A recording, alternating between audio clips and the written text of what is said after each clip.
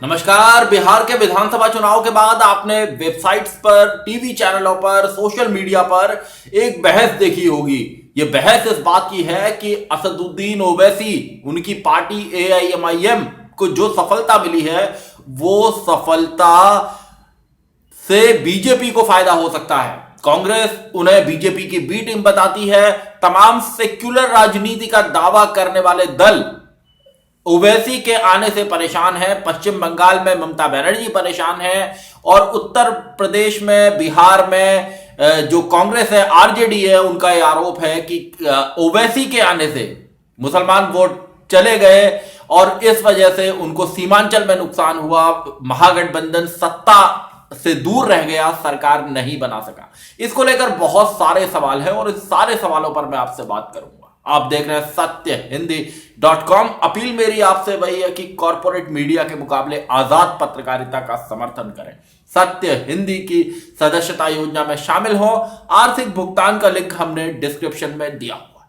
पहला सवाल, मेरा सबसे अहम सवाल, ओवैसी क्या सिर्फ एक बहाना है? अगर आप किसी प्रदेश की राजनीति में हो और आपने वहां पर काम किया है, अगर आप सरकार में हैं, आपने काम किया है, विपक्ष में है, जनता की लड़ाई लड़ी है, तो ऐसे में ओवैसी के आने से आपके वोट कैसे कट जाएंगे? अगर आपने काम किया है तो आप, जिन लोगों के लिए आपने काम किया है, वो आपको छोड़कर ओवैसी के पास नहीं जा सकते। हो सकता है उसका कुछ अंश चला जाए, लेकिन बड़ा तबका आपके पास रहेगा। हिंदुस्तान में आजादी के बाद से ही सेक्युलर राजनीति के नाम पर मुसलमानों के वोटों की सौदेबाजी होती रही है। यह हमेशा कहा जाता रहा है कि उन्हें बीजेपी का, आरएसएस का डर दिखाया जाता रहा है। लेकिन आज ये सवाल सबसे मौजूद है कि जब ओवैसी इस बात को कहते हैं कि वो उस राज्य में जा रहे हैं, वो जिस भी राज्य में जा रहे हैं, वहां पर वो अकलियतों की और उसमें विशेषकर मुसलमानों की पिछड़ी स्थिति को बयां करते हैं, रिकॉर्ड्स के साथ बयां करते हैं, आंकड़ों के साथ बयां करते हैं, उनके लिए लड़ने की बात करते हैं, जमहूरियत में, डेमोक्रेसी में उनकी आवाज को उठाने का काम करते हैं, तो ऐसे में उन पर ठप्पा लगा दिया जाता है कि आप बीजेपी की बी टीम है। उनसे सवाल किए जाते हैं कि आप तेलंगाना में, अब जहां से आप आते हैं, वहां आप अपनी पार्टी को क्यों मजबूत नहीं करते? आप दक्षिण के बाकी राज्यों में क्यों मजबूत नहीं करते? तो ऐसे में सवाल यह खड़ा होता है कि अगर आपको ये डर है कि भाई किसी के आने से अगर आपका एक समर्थक वोट बैंक जा रहा है, तो कहीं ना कहीं कमी आप में है। ये कमी ओवैसी की नहीं है, क्योंकि जमहूरियत में ओवैसी को भी सारे राज्यों में चुनाव लड़ने का पूरा अधिकार है।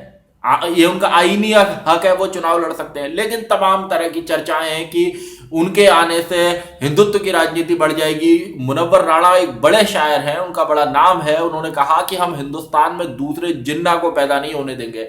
वो यहां पर आकर मुसलमानों को बरगला रहे हैं और उनके हक के लिए खड़े नहीं हो रहे हैं। लेकिन इतना भी देश के लोगों ने देखा है कि जब जहां पर आवाज उठाने की, डेमोक्रेसी में आवाज उठाने की जहां पर बात आई, राम मंदिर का मसला हो, मुसलमानों से जुड़े हुए जो मसले रहे, या बाबरी मस्जिद का मसला हो, 3 तलाक का मसला हो, सीए एनआरसी का मसला हो, वहां पर ओवैसी ने भी अपनी आवाज को बुलंद करने का काम किया है।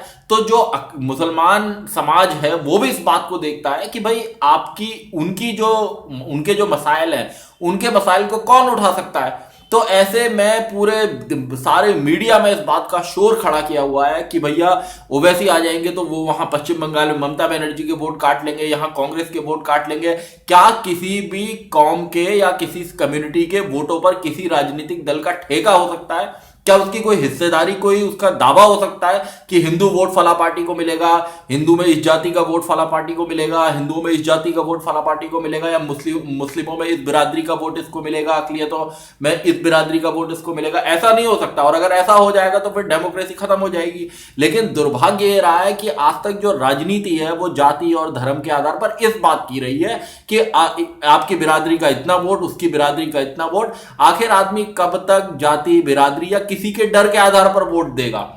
उसको तालीम चाहिए, बढ़िया एजुकेशन चाहिए, अच्छी सड़कें चाहिए, हेल्थ की फैसिलिटी चाहिए, सब कुछ जो उसका हक बनता है, जो उसके राइट्स है, वो उसको चाहिए। लेकिन इसके बजाय उसको डर दिखाया जाए या उसको धर्म और जाति के दलदल में धकेला जाए, इस तरह की राजनीति को कम से कम अब जाके रिजेक्ट करने की बारी है कि आप लोगों से उनके काम का रिकॉर्ड मांगिए। आप इस बात को मत कहिए कि ओवैसी आ जाएंगे तो भाई आपके सारे वोट चले जाएंगे। आप इस बात को कहिए कि हमने आपके लिए ये काम किया हुआ है कि और हम आपके लिए आगे काम करेंगे। अगर आप ये भरोसा नहीं दिला पाए तो ये आपकी सबसे बड़ी हार है। और उसके बाद लोग ध्रुवीकरण को लेकर सवाल करते हैं कि भाई ओवैसी की बातों का इस तरीके से बीजेपी इस्तेमाल करती है, हिंदुवादी संगठन इस्तेमाल करते हैं, जिससे हिंदू मतदाता एकजुट हो जाते हैं और यहां मुस्लिम मतदाताओं के पास विकल्प नहीं होता और उनको लगता है कि उनकी आवाज कोई मजबूत तरीके से नहीं उठा रहा है, इसलिए ओवैसी उनको एक उम्मीद की किरण दिखते हैं और वो उनके साथ चले जाते हैं। तो ये भारत में, हिंदुस्तान में हर व्यक्ति का अधिकार है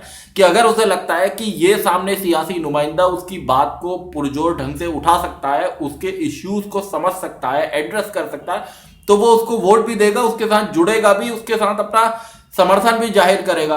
तो इस तरह के सवालों से जो बुनियादी सवाल हैं समाज के, वो सारे के सारे खड़े हो जाते हैं।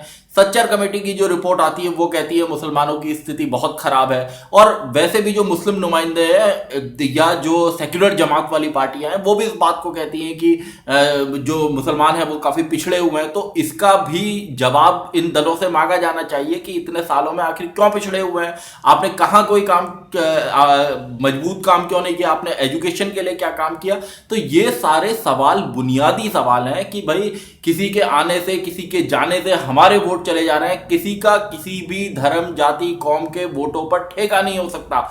ये डेमोक्रेसी है और डेमोक्रेसी में अगर आप काम करेंगे आपको वोट मांगने का हक है, अगर आप काम नहीं करेंगे आपसे सवाल पूछे जाएंगे, तो उसमें फिर बहुत सारे लोग अलग अलग तरीके के बहाने बनाने लगते हैं। तो यहां से बहुत सारे सवाल खड़े होते हैं। सांप्रदायिकता का सवाल खड़ा होता है कि भाई अगर आप किसी एक कम्युनिटी की बात करते हो, उसके हितों की बात करते हो, तो आप सांप्रदायिक कैसे हो सकते हो।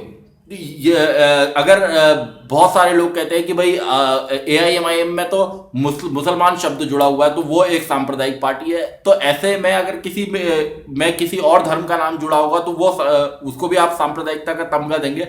लेकिन ऐसा नहीं होता। अगर आप सबके लिए मिलकर काम करते हैं तो उससे इस तरह के सवाल खत्म हो जाते हैं कि आप के पार्टी में इस धर्म का नाम जुड़ा हुआ है, इस कौम का नाम जुड़ा हुआ है, तो आप सिर्फ उसके लिए काम कर रहे हैं। भारत में जातीय आधार पर भी पार्टियां हैं, धार्मिक आधार पर भी पार्टियां हैं, लेकिन जब कोई नुमाइंदा चुन कर आता है तो वो सड़क बनाता है या कोई स्कूल बनाता है तो उस पर सबका हक होता है। वो किसी का वो नहीं होता कि उसने कोई काम किया तो उसका जो फायदा है वो किसी एक जमात को मिलेगा या और किसी भी क्या एक दूसरी जमात को नहीं मिलेगा। तो AIMIM की जीत के बाद इस तरह के सवाल मैंने लगातार सोशल मीडिया पर देखे, वेबसाइट्स पर देखे, टीवी चैनलों पर डिबेट्स देखी कि भाई ओवैसी के आने से यहाँ जो सेक्युलर राजनीति करने वाली पार्टियां हैं उनका बहुत डर है, उनको बहुत डर पैदा हो गया है। और कांग्रेस तो खुलकर कह रही है कि वो बीजेपी की बी टीम है और वो हर जगह जाकर ध्रुवीकरण की कोशिश करते हैं, बीजेपी को उससे फायदा होता है। लेकिन मुझे लगता है व्यक्तिगत रूप से कि इस तरह की जो बातें हैं वो सिर्फ और सिर्फ एक बहाना आप उन्हें कह सकते हैं, क्योंकि ओवैसी का साफ ये कहना है कि वो हर उस कौम की आवाज उठाते हैं, उन लोगों की आवाज उठाते हैं जिन्हें उनके बुनियादी हक से आज तक वंचित रखा गया है, जिन्हें उनके बुनियादी हक नहीं मिले। तो अगर वो उनकी आवाज उठाते हैं तो इसमें वो कैसे, उनका क्या दोष हो जाता है या उन्हें बीजेपी की बी टीम किस तरह कह दिया जाता है, ये वो सवाल खड़े करते हैं। इसके साथ ही जो बंगाल की जब बात आती है कि भाई बंगाल के चुनाव में वहां मुस्लिम ज्यादा है भारत के अन्य राज्यों के मुकाबले, वहां पर वो सेंध लगा सकते हैं, वहां पर वो जब जाएंगे तो ध्रुवीकरण होगा, उससे बीजेपी को फायदा होगा। लेकिन मैं फिर अपनी बात को दोहराना चाहता हूं कि अगर ममता बनर्जी ने काम किया होगा मुसलमानों के लिए या सारे तबकों के लिए तो उन्हें वोट मांगने का अधिकार होगा। वैसे भी भारत की राजनीति में धर्म और जाति के आधार पर वोट मांगना गलत है, चुनाव आयोग की नजर में गलत है। इसलिए काम के आधार पर वोट मांगे जाने चाहिए और किसी भी तरह का एक शिगुफा ये नहीं खड़ा किया जाना चाहिए कि भाई इसके आने से यहाँ ये इसके वोट चले जाएंगे या इस जाति के, इस बिरादरी के पर उसका वोट, उस पार्टी के वोटों का हक है। ना हिंदू वोटों पर किसी का हक है, ना मुस्लिम वोटों पर किसी का हक है, ना सिख वोटों पर किसी का हक है और न किसी जाति और बिरादरी के वोटों पर किसी राजनेता या किसी पार्टी का हक हो सकता है। हक उस व्यक्ति का हो सकता है जो उनके मसाइल को जो उनके मुद्दों पर लड़ सके, जो उनको उनका बुनियादी हक दिला सके, जो उनकी आवाज को बुलंद कर सके, जो उनके लिए खड़ा हो सके उनके मुश्किल वक्त में।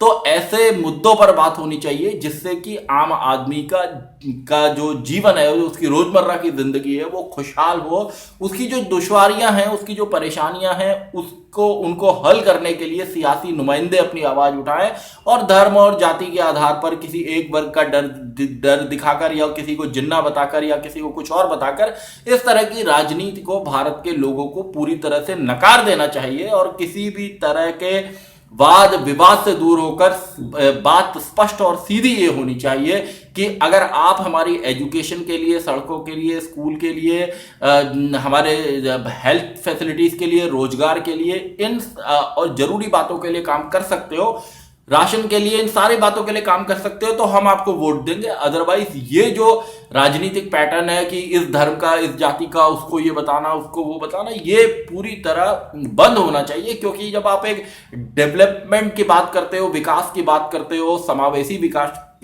की बात करते हो, तो उसमें सारे वर्ग, सारे लोगों का विकास होना चाहिए। कोरोना महामारी के बाद जो लॉकडाउन लगा है, उसके बाद वैसे भी लोगों की हालत बहुत खराब हुई है। कई तरह के उद्योग धंधे बंद हुए हैं, लोगों की रोजमर्रा की आय घटी है, लोग परेशान हैं।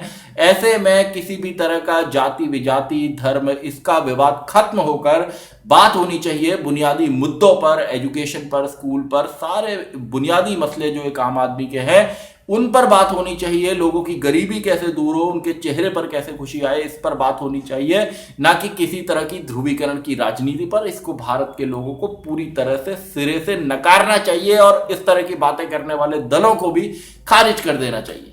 सत्यहिंदी.com में आज के लिए बस इतना ही। ऐसे ही तमाम मुद्दों पर मेरी आपसे आगे भी बातचीत होती रहेगी।